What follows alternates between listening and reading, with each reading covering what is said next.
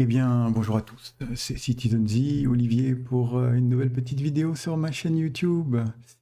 Donc, voilà, la première vidéo, c'était au sujet de Symfony. J'avais parlé de Symfony, comment installer de manière très pratique, très simple, hein, vraiment le B à bas pour installer Symfony Composer, créer la base, etc. Aujourd'hui, je voudrais un petit peu changer de sujet. On m'a dit qu'il fallait un petit peu changer, donc je vais, euh, je vais faire un petit peu différent aujourd'hui et prendre un sujet différent, peut-être un petit peu plus d'admin système, de web, de serveur web, etc. Et je voulais vous montrer comment on installe, tout du moins comment moi je fais pour installer un VPS, un Virtual Private Server, un serveur web avec un minimum de choses. Notamment, on va parler un petit peu d'hébergeurs qui je choisis en général.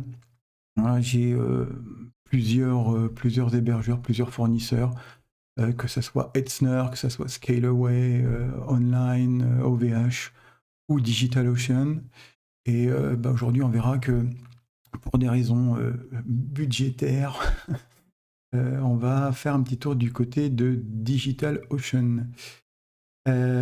C'est parti, voilà, donc comment on fait pour installer un serveur web sous Linux? Alors, on va directement aller se connecter sur DigitalOcean, ce qui est déjà fait de toute manière dans mon cas. Alors DigitalOcean, ouais, c'est un serveur, c'est un fournisseur de VPS, de serveurs, etc., qui est relativement connu. Ça doit être américain, si je ne m'abuse, j'en suis pas sûr, donc à vérifier, mais en tout cas c'est très connu, ça propose des VPS qui sont pas trop chers, c'est pas les moins chers, mais voilà, ça fonctionne plutôt très bien avec pas mal de sites dans le monde où on peut héberger, que ce soit en Asie, en Amérique du Nord, en Europe, etc.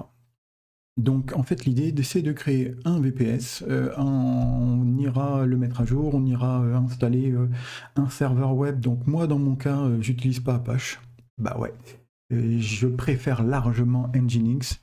On verra, ça marche de la même manière de toute façon, c'est à peu près la même chose. On installera PHP, MySQL, bah alors certainement MariaDB et puis PHP MyAdmin avec quelques petites combines parce que voilà, il faut le configurer un petit peu après. Donc, l'idée, c'est de passer par DigitalOcean. Alors moi, pourquoi DigitalOcean? Pourquoi cette idée au niveau du budget? Voilà, si on va là, moi j'ai bénéficié de 100 $ de crédit, voilà, c'est offert si on va à une certaine adresse. Alors je vous la mets pas là particulièrement, vous cherchez DigitalOcean 100 $, vous allez trouver tout de suite, hein, ça il n'y a aucun problème. Donc en fait vous avez 100 $, c'est valable 60 jours. Il faut quand même mettre la main un petit peu au porte-monnaie, enfin un tout petit peu. Moi je me suis servi de PayPal, j'ai donné 5 $ parce que sinon ils veulent pas, c'est en une sorte de garantie, je vais dire ça comme ça. Mais bon, pour 5 $, faire tout ce que je fais, ça me sert beaucoup pour les tests, c'est plutôt pas mal. Ici, vous voyez que j'ai déjà deux serveurs. Alors ça parle pas des serveurs sur DigitalOcean, ça s'appelle des droplets. Bon, c'est exactement la même chose. Voilà. Donc, pour aller créer un droplet, une fois que vous êtes dans votre compte, que vous avez tout configuré et que vous êtes inscrit, etc., on va dans Create, on va dans Droplets, et là, on a pas mal de choix. Alors moi, en général, je prends ou un serveur Debian ou un serveur Ubuntu, parce que ça me va bien. D'autres choisiraient autre chose. Ubuntu ou Debian, c'est quand même quelque chose que je connais depuis un bon moment. C'est là où je suis le plus tranquille. Ubuntu, au plus, pour pas mal de choses au niveau de la compatibilité, c'est plutôt pas mal. Voilà, on est en version 20.04 LTS, Long Term Support, donc ça se passe très bien comme ça. Donc c'est choisi par défaut ici.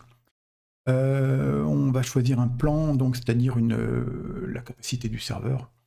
Donc ici on a plusieurs choix, on a jusqu'à 20. Moi je vais prendre le plus costaud, alors même si c'est pas non plus un truc super costaud, hein, donc ça fait 4 Go de RAM, de CPU, 80 Go de SSD, de disque, et puis 4 Tera de transfert. Bon, c'est déjà pas mal, hein. Bon, après 20 $ par mois quand il faut les sortir officiellement, là ça passe sur mon crédit. $20 par mois, je sais pas ce que ça fait, 14, 15 €, 16 €, je sais pas. Ouais, ça fait cher. Il y a beaucoup, beaucoup, beaucoup moins cher que ça, hein, notamment chez Etzner, où on peut trouver un VPS. Alors, il y a un seul CPU, 2 Go de RAM et puis nettement moins de disque, 20 Go, je crois. Mais ça coûte 2,99 €. Et avec ça, je peux vous dire qu'un CPU, 2 Go de RAM, 20 Go de disque, on peut héberger un site web très facilement et ça fonctionne très très bien. Alors, il ne faut pas avoir 50 millions de connexions, évidemment. Donc, j'ai choisi tout ça. On va choisir le lieu. Moi, en général, je choisis ou Londres ou Francfort. Évidemment, c'est le plus proche. Ça sera plus rapide que Singapour ou San Francisco, hein. Donc moi, pour le moment, là, je me connecte avec un mot de passe. Donc on pourrait très bien avoir une clé SSH. Donc là, on reprend de Linux ou de Windows d'ailleurs. On pourrait très bien se connecter comme ça. Là, c'est surtout pour des tests, pour voir comment ça fonctionne. C'est éducatif, on va dire. Donc moi, je garde un password et le mot de passe, et je vais mettre vraiment un truc vraiment tout simple. C'est vraiment pour faire des tests. Donc je vais mettre AzerTiop, le truc qu'il faut pas faire. Et puis tiens, ouais, justement, ça va pas. Et justement, on va mettre un 1 à la fin et un grand A. Et on va mettre ça. Alors, je vais pas m'en souvenir. Donc, je vais faire une petite copie. Vous voyez, de toute façon, c'est suffisamment sécurisé. Alors, cannot end by a number. Eh ben, on va remettre un A et puis ça ira très très bien. Je voulais faire au plus simple et puis finalement, je me suis fait avoir. J'y pensais plus. Donc, il faut au moins 8 caractères, une majuscule, une minuscule, au moins un nombre et au moins un caractère spécial. Donc, je vais me prendre mon petit pense-bête parce que alors, moi, c'est le truc. J'oublie ça tout de suite, hein. Voilà, on veut un seul droplet, on change pas le hostname. Bon, ça pour le moment, ça sert pas à grand chose.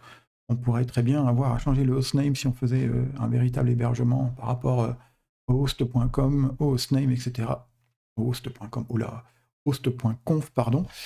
Et voilà, on ne prend pas plus d'options. Et c'est parti, on va le créer. Non, j'en veux pas. Voilà, c'est en train de le créer. Alors ça avance, ça recule, c'est rigolo. Il vaudrait mieux que ça avance. Ah, ça va demander moins d'une minute, hein, en général, hein. C'est relativement rapide. Donc là, on verra, on va avoir la même info, c'est-à-dire qu'on aura une IPv4, et on se connectera en route avec le mot de passe qu'on a rentré juste avant. Et il faudra évidemment rentrer un mot de passe, créer un nouvel utilisateur avec un mot de passe. Il aura un accès sudo, mais ça on verra après. Voilà, donc ça c'est fait. Pendant ce temps-là, je me fais mes petites notes parce que si je veux vous montrer comment ça marche, j'ai tout oublié. Ça, je me connais. Et puis, allez, on va faire ça comme ça. Voilà, donc là, qu'est-ce qu'on a? On a l'IP, hop, IPv4, ça, je la copie, ça va être utile. Et donc maintenant, on a un serveur, bah, qu'est-ce qu'on fait? Eh ben, il va falloir aller se connecter. Et la meilleure façon de se connecter, eh ben, c'est de se connecter en SSH. Alors, si vous êtes sous Linux, c'est relativement facile, vous prenez votre terminal. Si vous êtes sous Windows, vous téléchargez un petit soft qui s'appelle PuTTY, par exemple, qui est très très connu, qui est largement utilisé, et bah, vous pouvez vous connecter en SSH. Alors, pour se connecter en SSH, comme c'est sur le port 22, on n'a pas... C'est le port par défaut, hein, le port 22 en SSH, on n'a pas de port à rentrer tout particulièrement, on va surtout se connecter donc en route, SSH route, on met le petit arrobase, et on va aller mettre l'adresse IP qui a été donnée. Donc là, qu'est-ce qui se passe? Voilà, on a une petite info. Est-ce que vous êtes sûr de vouloir vous connecter? C'est nouveau. Qu'est-ce qu'on fait? Oui, oui ou non? Ben oui, on veut se connecter. Et donc là, on va rentrer le mot de passe route qu'on a rentré juste avant. Et si tout se passe bien, boum, et bien là, on a tout ce qu'il faut. Voilà, donc là, on voit bien qu'on est sur un serveur Ubuntu 20.04 long term support. On a un noyau 5.4. Voilà, l'IP de connexion est là, on a la charge serveur, etc. dans ce petit invite dans ce petit texte, ces petites informations qu'on a à chaque connexion. Donc maintenant, qu'est-ce qu'il faut faire? On va ajouter tout de suite un utilisateur. Ça sera quand même plus sécure de se connecter avec un utilisateur, même si on rentre, on se met en sudo après, c'est beaucoup plus sécure. Donc comment on fait? On fait un add user. Et moi, j'ai un autre petit surnom que j'utilise régulièrement, c'est Mumbly. Voilà, c'est mon truc. On va faire comme ça. Alors, on va prendre un mot de passe. Alors moi, je vais mettre le mot de passe que je prends d'habitude. Alors, il faut que je reprenne mes bonnes notes qui sont ici. Allez, hop, je me remets ici. Alors là, vous mettez le mot de passe que vous voulez, hein, quelque chose d'assez puissant. Moi, c'est un tout petit mot de passe de pas grand-chose. Encore une fois, c'est pour les tests. Donc voilà. Donc, entrée. Voilà, c'est créé. Alors maintenant, par contre, il faut le mettre en sudo. Alors, c'est hyper simple. Il faut le mettre en sudo. Enfin, je m'explique. Il faudrait que cet utilisateur Mumbly puisse utiliser la commande sudo qui va donner des droits de super utilisateur pour administrer le serveur. Donc, tout simplement, il faut que l'utilisateur Mumbly rentre soit dans le groupe sudo.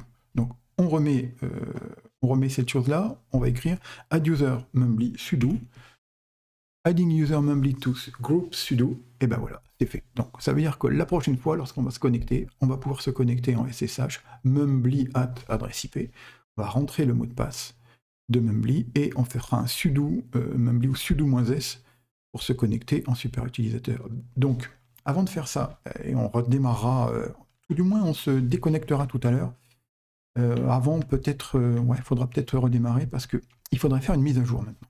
Alors, premier truc à faire, c'est qu'on va pouvoir, maintenant qu'on a créé le plus urgent, un utilisateur, on va faire une petite mise à jour. Donc, on reste bien en route, et vous voyez que vous êtes en route, hein, pour ceux qui ne connaissent pas trop, parce que vous avez le petit signe dièse là, ici, là, qui signifie que vous êtes route. Si vous étiez simple utilisateur, vous auriez $1. Voilà, donc là, on va faire un apt update. Alors, je vais faire plusieurs commandes en même temps.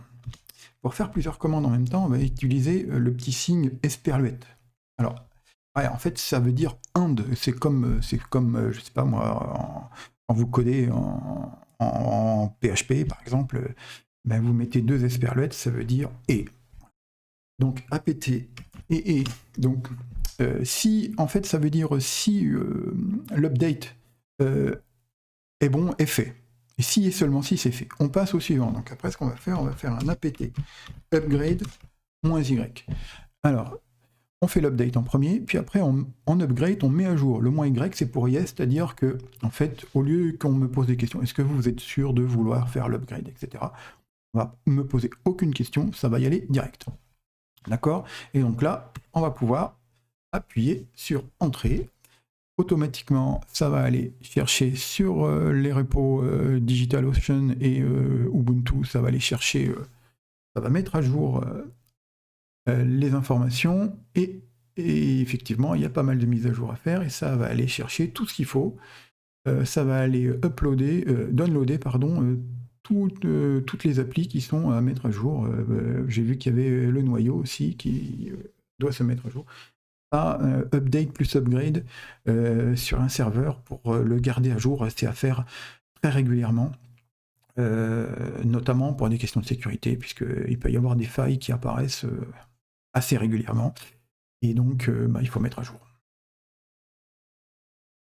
Ça fait partie du boulot d'un admin, de mettre à jour régulièrement et de vérifier s'il y a des failles de sécurité.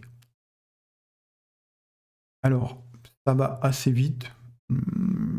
J'ai déjà vu où ça allait beaucoup moins vite que ça. Ça veut dire que le serveur a quand même une puissance, un CPU RAM qui est quand même largement suffisante, hein. Vous avez vu tout à l'heure, j'avais pris le truc supérieur. Donc voilà. On est à 98%. Alors, comme j'ai vu qu'il y avait une mise à jour du kernel, du noyau, il peut peut-être être aussi intéressant de faire un petit peu de nettoyage après avec une commande apt auto remove pour voilà, vider, nettoyer ce qui n'est plus utile. Ça fait toujours un peu de place et puis on s'y retrouve mieux après. Alors on est toujours à 98% et on est suspendu à cette mise à jour. Ah, le ManDB, c'est peut-être ce qu'il y a de plus lourd. Hein, c'est la base de Man, donc manuel utilisateur. Des fois, c'est un petit peu plus long. Donc là, il est en train de générer une image, l'image générique. Donc là, 5.4.0.51. Là, on est en 5.4.0.64. Vous voyez, il y a déjà deux kernels, donc il y en a peut-être un de trop. Alors, on va voir si, en faisant pt auto remove, il fait un petit peu de vide. Non, il n'en a pas besoin. Il dit que tout va bien comme ça. Eh bien, je te crois, il n'y a aucun problème. Alors maintenant, on va peut-être, avant de rebooter le serveur, de rebooter, parce que ça fait, on rebootera et comme ça nous déconnectera. On est en test, allez, on est des fifous, on va rebooter tout de suite après, même si c'est pas une pratique très conventionnelle sous système Linux. Unix Linux, j'y arrive pas à parler cet après-midi. Alors, ici, on va aller installer quelques petits...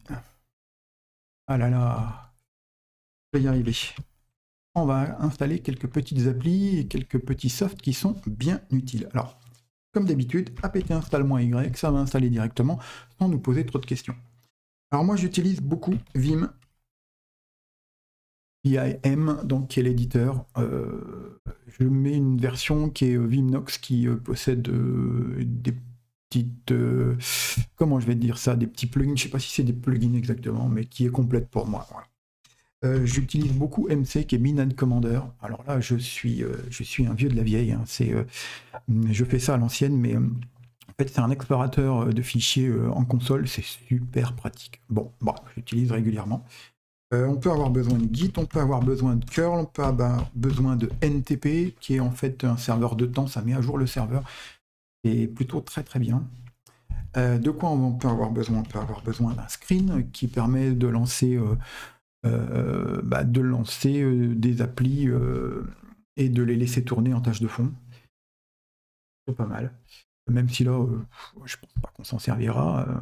Mais bon, c'est ça. De quoi j'ai besoin? J'ai pas besoin de beaucoup d'autres choses en fait. Hein. Si, je vais mettre htop. Htop en fait qui permettra d'avoir le load average, la mémoire, les process qui sont en train de tourner. C'est en fait une version améliorée de TOP, TOP, qui est en fait une appli qui est fournie par défaut sous Linux, mais htop permet d'être un petit peu plus graphique, un petit peu plus visible, on va dire. Allez, voilà, hop. J'installe tout ça, et ça me permettra de tout faire.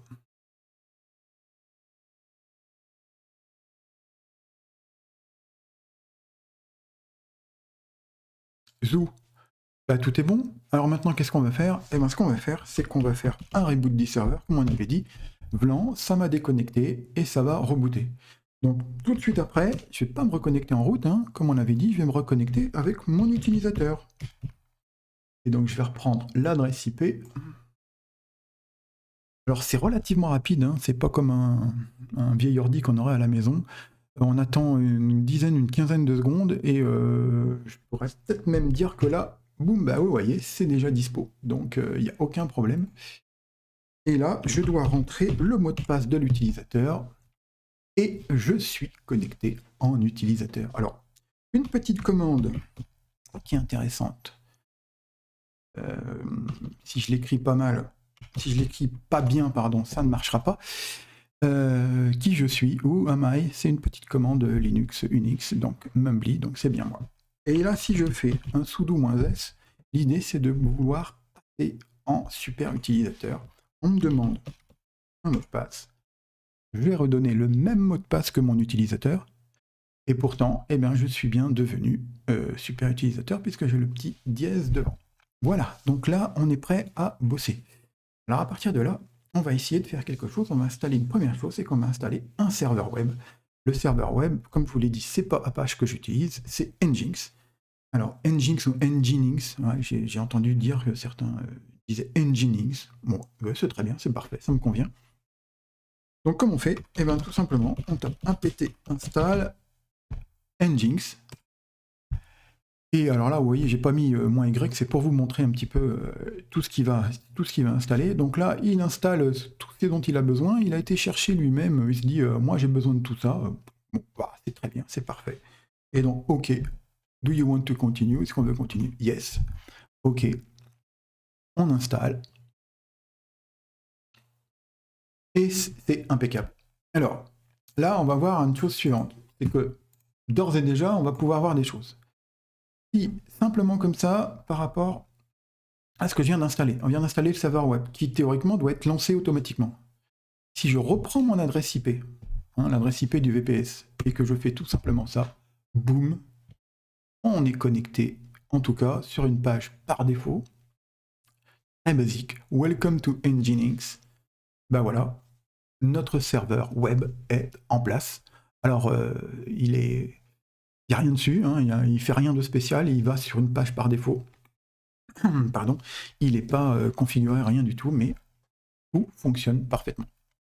Alors là, par contre, il va falloir installer PHP MySQL. Pardon.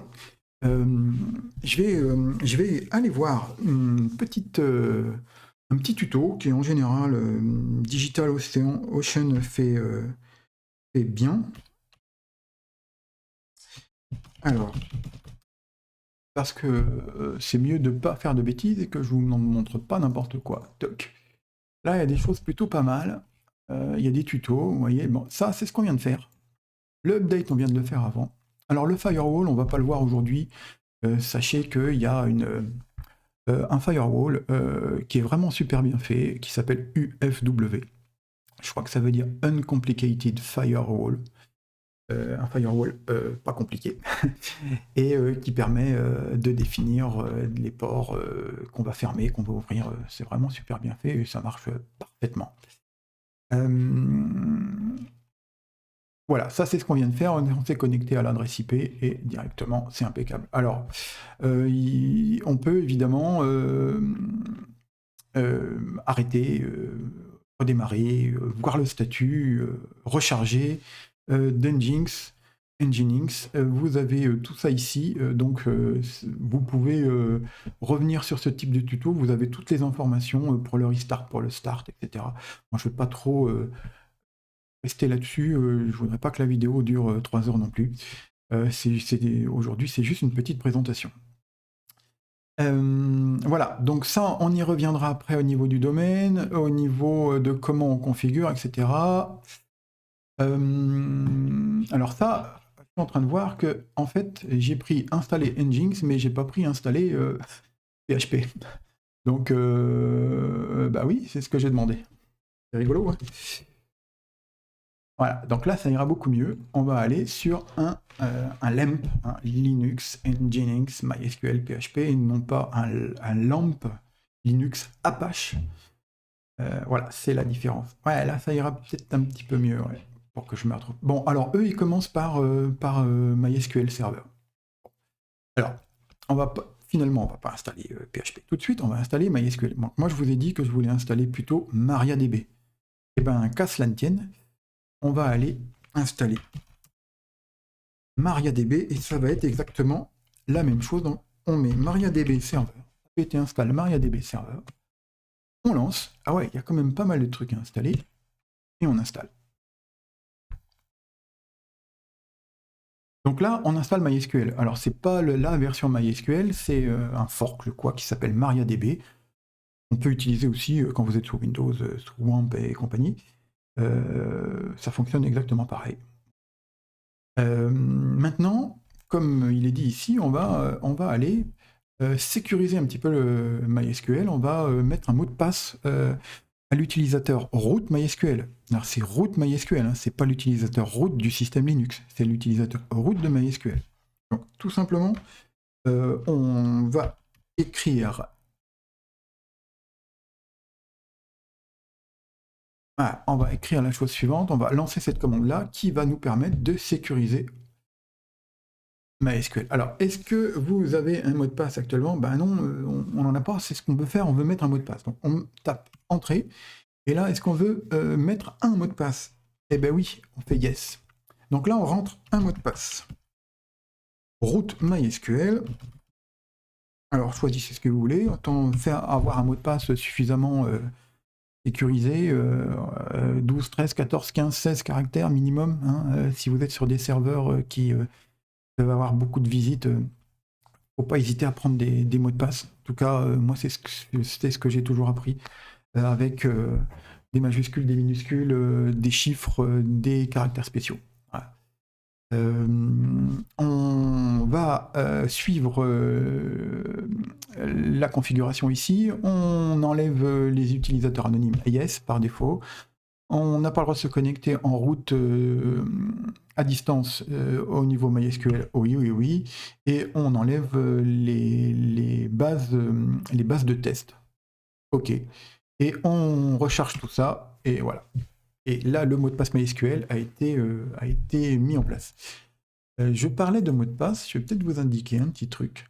Moi, j'ai l'habitude d'aller sur ce site pour créer des mots de passe. Ça me crée des mots de passe. Voilà, en général, si vous faites un truc comme ça, allez, on va prendre un super mot de passe à 22 caractères, et vous faites OK. Et là, boum, vous n'avez pas besoin de vous casser la tête, ça vous crée un mot de passe random, qui est en général issu d'un algorithme et qui n'est pas issu d'informations ou de noms ou de titres que vous auriez vous-même dans votre environnement, vous laissez sur Facebook ou sur vos sites. Donc là, automatiquement, c'est sécurisé. Voilà, et là, vous pouvez choisir le type de caractère que vous voulez. Moi, en général, j'aime pas trop certains caractères parce que je trouve que ça... c'est pas très visible ou ça peut mettre le bazar sur certains trucs. Donc voilà, je préfère utiliser ce type de choses-là. Voilà, et quand vous avez un mot de passe comme ça quelque part, pour le hacker en brute force et compagnie, il faut déjà se lever tôt. Hein. Mais hein, quand même là, ça commence à devenir un petit peu du sérieux. Je sais même pas si c'est possible. Ouais. C'était juste pour vous montrer. Donc c'est mot de passe.xyz. Alors, on revient à notre petite chose là. Donc MySQL est en place. Voilà. Alors, si on continue à suivre ce tuto, maintenant on va installer PHP. Alors je crois que sous Ubuntu 20, c'est PHP 7.4.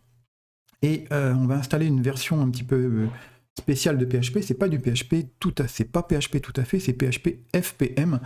En fait, c'est une version qui s'appelle, alors je prends ici PHP Face chez CGI Process Manager, qui est utilisé par Nginx. Donc moi je me fais poster le plus simple, hop, on surligne, on copie, apt install PHP FPM et PHP MySQL, ça va nous permettre d'installer le plugin MySQL pour PHP pour se connecter en PDO, etc. Il y a plein d'autres plugins qu'on peut installer directement là à ce niveau-là. Bon, c'est pas très utile pour le moment, c'est une phase de test, hein, comme j'ai dit tout à l'heure. Allez, on installe, on fait OK, et on va pouvoir y mettre après. Alors pile poil, il y a des travaux à l'extérieur, je sais pas si vous les entendez, j'espère qu'ils feront pas trop de bruit. Voilà, bon, on verra bien. Allez, ça installe. Alors, une fois que c'est installé, comment on fait? Eh ben, on va aller voir une chose, il va falloir activer PHP dans Nginx. Alors comment on fait cette chose-là? Eh ben, on va se rendre dans le répertoire Nginx. Donc, alors, la première chose qu'on peut faire, moi c'est une chose que je fais assez régulièrement, c'est d'aller voir le fichier nginx.conf et je vais à cette ligne et j'enlève, je décommande ça, server tokens off. En fait, ça veut dire quoi? Ça veut dire que Nginx ne va pas afficher ses informations propres de sa version, etc. Sur le site, ça peut être intéressant de ne pas montrer à tout le monde quelle version, quel détail on utilise sur nos serveurs. Voilà, ça c'est une petite chose un peu paranoïaque peut-être, mais je sais que certains sont très attention à ça. Ok. La deuxième chose, c'est qu'on va aller dans Site Available et on va trouver un fichier qui s'appelle Default. On l'ouvre avec Vim. Qu'est-ce qu'on a ici? Ça, en fait, c'est un fichier de configuration du VirtualHost. on a ça sous cette forme-là. Donc vous voyez, ça commence par serveur, par listen, donc il écoute sur le port 80, et là il écoute sur le port 80, mais en IPv6 ici. Ça fait du bruit. Et on a le root c'est le dossier par défaut, hein. C'est le répertoire où Nginx va aller prendre les fichiers pour servir les fichiers. Donc on est dans var whtml sous ce Linux-là. Là, on va rajouter quelque chose. On va rajouter un index.php pour que PHP soit bien pris en compte, tout du moins index.php qui sera peut être le fichier par défaut qui sera appelé par le serveur, envoyé par le serveur. Une fois qu'on a fait ça, alors moi j'utilise Vim, hein, vous pourriez utiliser aussi Nano, N-A-N-O, qui est aussi un éditeur dans une console comme ça, qui est peut-être un petit peu plus simple à utiliser. Vim, c'est pour les barbus comme on dit, hein, c'est pour les vieux de la vieille, non je sais pas, c'est utilisé par beaucoup de monde, c'est très puissant, par contre il faut vraiment l'apprivoiser, et au départ c'est pas très simple, je l'avoue. Donc Nano est surtout considéré, et surtout conseillé pour les débutants, ou pour même les autres, hein, ceux qui sont plus perfectionnés, mais voilà, une fois qu'on a pris goût à Vim, il y a des petites commandes pour aller en début de ligne, en fin de ligne, tel numéro de ligne, etc. Ouais. Moi j'utilise Vim depuis un grand moment, et puis des fois j'utilise Nano aussi, mais bon, voilà. C'est vraiment du choix perso. Et là, hop là, on va aller activer PHP. Donc on active PHP ici, on décommande cette ligne, on décommande cette ligne, on décommande cette ligne, et celle-là. Donc qu'est-ce que ça veut dire? Ça veut dire que là, dans le répertoire que le serveur va servir, on va servir des fichiers PHP. Et donc, le serveur Nginx va utiliser ce fichier de configuration-là et va utiliser cette socket-là. Donc dans var run php, php 7.4, pour travailler, pour envoyer les fichiers PHP. Voilà, c'est comme ça que ça fonctionne. Une fois qu'on a fait ça, alors je vais vite, hein, mais voilà, vous verrez plein d'explications qui sont beaucoup mieux expliquées que moi. Là, je vais juste avoir un petit résultat final. Je vais vous montrer comment que ça donne au niveau de PHP, au niveau de MySQL, et ça fera quasiment tout pour aujourd'hui. Voilà. Mais voilà, on aura quelque chose qui fonctionne. Je vous aurai montré comment on installe un VPS ultra basique. Voilà, hop. Là, on va enregistrer des fautes. Alors moi, en général, vous avez vu tout à l'heure qu'on pouvait utiliser notamment systemctl, qui est une commande pour afficher le statut, redémarrer, stopper les serveurs ou les processus ou les daemons sous Linux. Alors moi, je suis un vieux de la vieille, j'utilise encore cette commande qui fonctionne. init.d nginx restart, pof, ça redémarre. De toute façon, c'est un lien, on voit qu'il a utilisé systemctl ici. Donc ça veut dire quoi? Ça veut dire qu'on a activé PHP. Comment on va se rendre compte que PHP est activé? Peut-être qu'on peut créer la fameuse page PHP info en utilisant PHP info, la commande, la fonction pardon, de PHP. Alors, on va aller pour ça dans le répertoire par défaut qui est servi par Nginx. Donc c'est var whtml sous ce Ubuntu là. On va lister ce qui se passe. Donc qu'est-ce qu'on voit? On voit qu'il y a un fichier index nginx debian.html qui est en fait ce fichier là. Voilà, c'est ça ici. Donc ce qu'on veut faire, on va créer au même niveau, on va créer un fichier qui s'appelle info.php. Et dedans, on va ouvrir PHP et on va lui dire php info toc point virgule. Boum. On va faire ça comme ça et on va aller se connecter.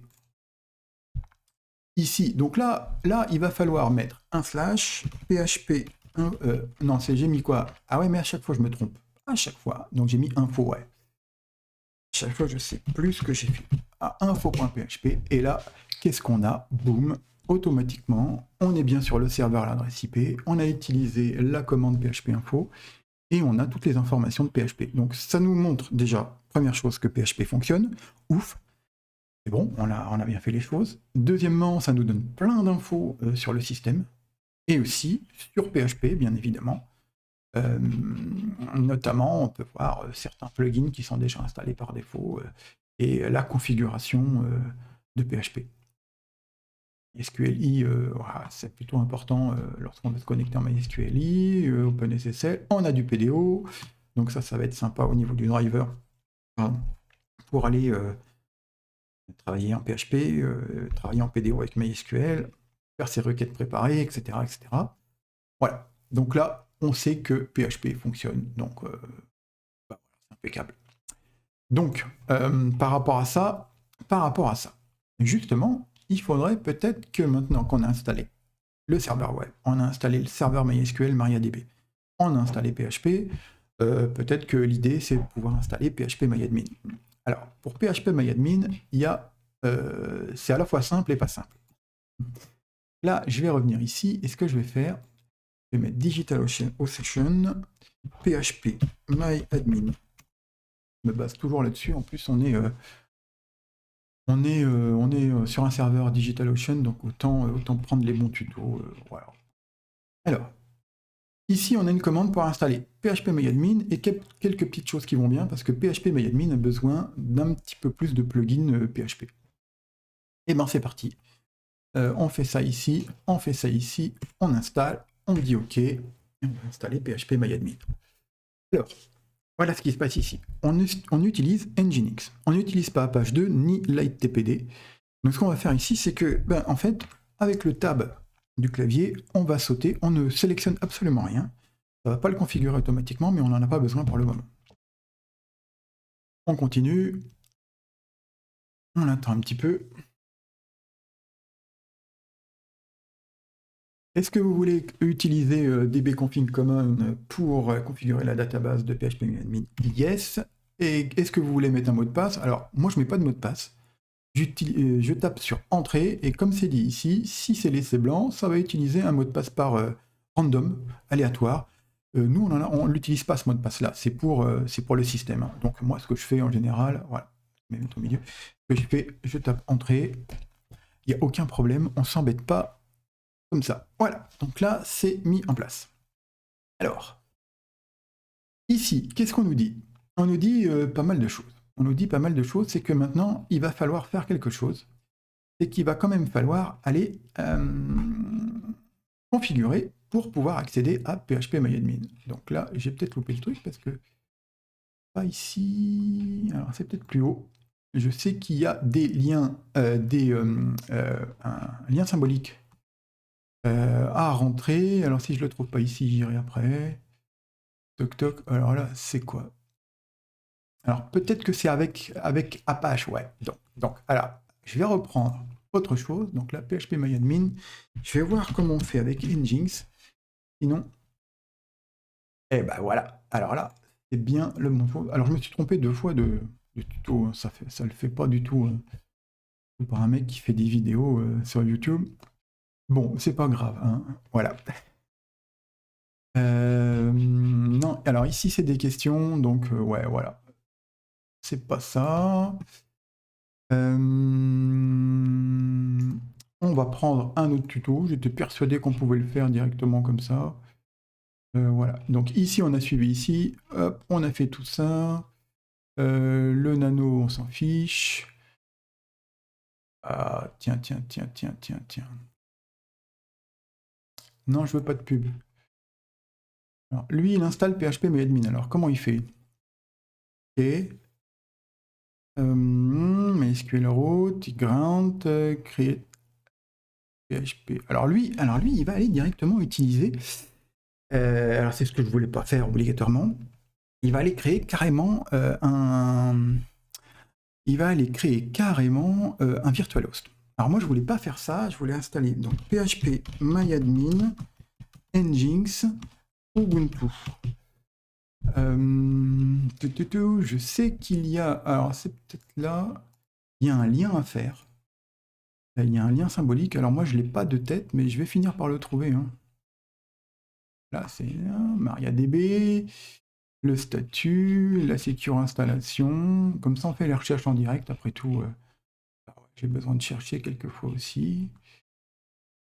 Voilà, le PHP info, bah, c'est exactement ce qu'on a fait là. Le PHP MyAdmin.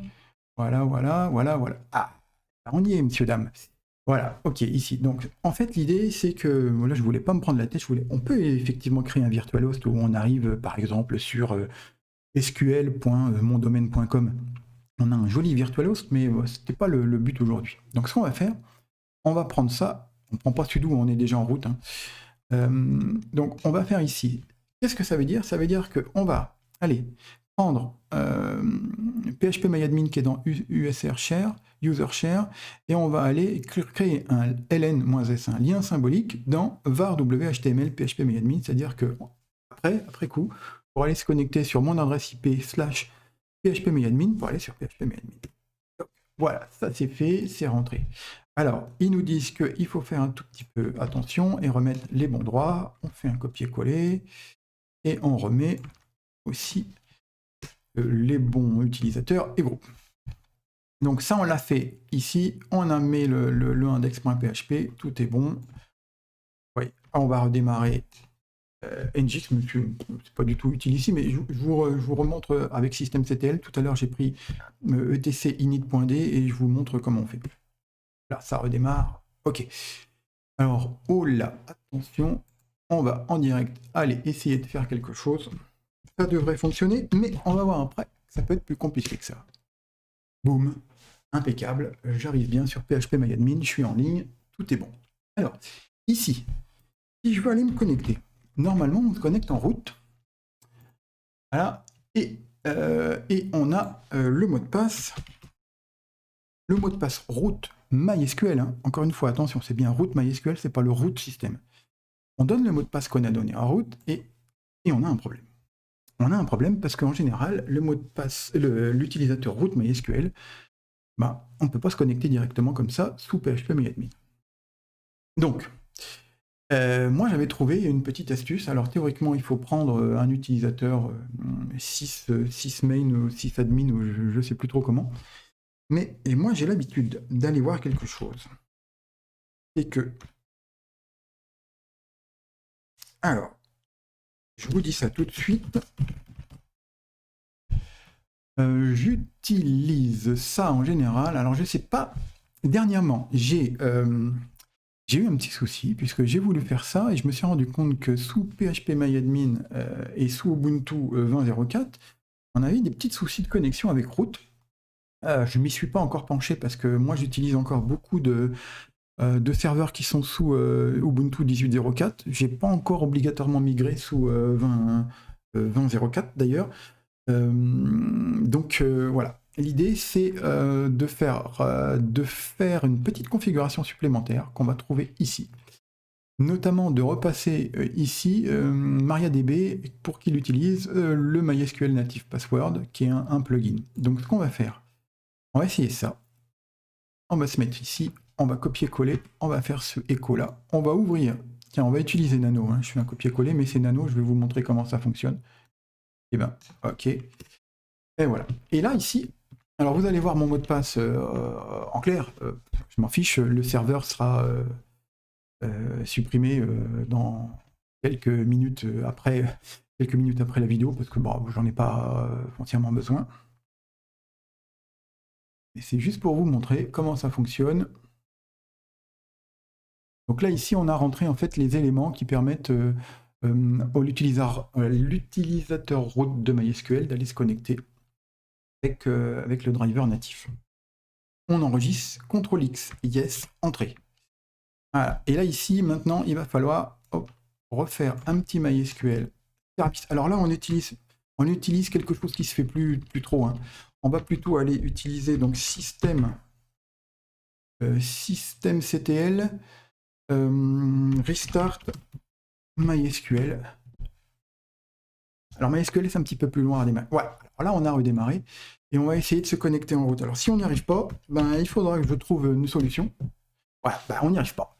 Donc il va falloir que je trouve une solution. Je ne peux pas aller au bout. J'essaierai de vous donner une solution dans un prochain tuto. Parce que là, je viens de m'apercevoir hier ou avant-hier que ça ne fonctionnait plus sous cette forme-là. Donc il va falloir voir pourquoi et comment. D'ailleurs, est-ce que j'ai bien mis... Bah si, je suis bête. Bon, bah je suis bête, tout simplement, hein. Ouais, ouais, si, bah ça fonctionne très bien, je m'étais trompé de mot de passe. Vous voyez? Bah ça c'est moi. Bon, écoutez, ça fonctionne. Je retire ce que j'ai dit une minute avant. Je découvre l'environnement 20.04. Pas vraiment, mais j'ai pas trop travaillé dessus. C'est vrai que j'étais surtout sous 18.04 LTS. Donc il y avait des choses qui n'allaient pas très très bien, mais finalement si. Voilà. Donc il faut bien faire ça. Donc, retenez ce site howtoforge.com. Howtoforge.com, c'est un site que j'utilise régulièrement. C'est bourré d'informations, de tutos, c'est vraiment génial. Alors ça peut être très technique ou relativement simple. Il est vrai que là, j'ai plutôt utilisé une configuration pour Ubuntu 18.04, mais la preuve, ça fonctionne aussi sous 20.04, donc bah, c'est plutôt très très bien. Donc tout fonctionne, hein. On s'est connecté avec PHPMyAdmin. Donc on a installé un serveur web, on s'est connecté en SSH, on a installé Nginx, donc voilà, on a installé PHP, on a installé MariaDB, MySQL, on a installé PHPMyAdmin. Et bien que demande le peuple? Ouais, je crois qu'on a à peu près tout fait. Alors si on veut se déconnecter, voilà, donc on repasse en simple utilisateur. Donc là, on a plein de choses. Je vais vous montrer simplement ce que donne le fameux HTOP que j'ai installé tout à l'heure. Vous voyez, on peut voir quand même pas mal de choses. Alors évidemment, c'est en console. On a nos CPU ici. On a notre mémoire, notre swap. Alors, il n'y a pas de swap. Ça doit être un SSD, donc il n'y a pas de swap. Swap, ouais, j'ai swap aussi, mais il n'y a pas de swap sur un SSD en général. En tout cas sur ce type de configuration, le load average, l'uptime et les différents process qui sont là. Voilà, on quitte. Q. Qu'est-ce que je voulais vous dire? Bah pas grand chose de plus parce que je voudrais pas que la vidéo dure trop longtemps. Voilà. Bah, j'espère que vous avez appris quelque chose, j'espère que ça vous a plu. N'hésitez pas à liker, n'hésitez pas à vous abonner, et etc. etc. Voilà, moi c'est un plaisir pour moi de prendre un peu de temps et de vous montrer tout ça. J'espère que ça peut aider. En tout cas, moi, déjà, ça me fait réviser des trucs en même temps, hein. Comme on dit, on n'apprend jamais autant que lorsqu'on partage les choses. Ben voilà, moi, ça me plaît énormément. Et voilà. Donc, à très bientôt. Je pense que les prochains tutos, bah, il y en aura dès que j'ai le temps.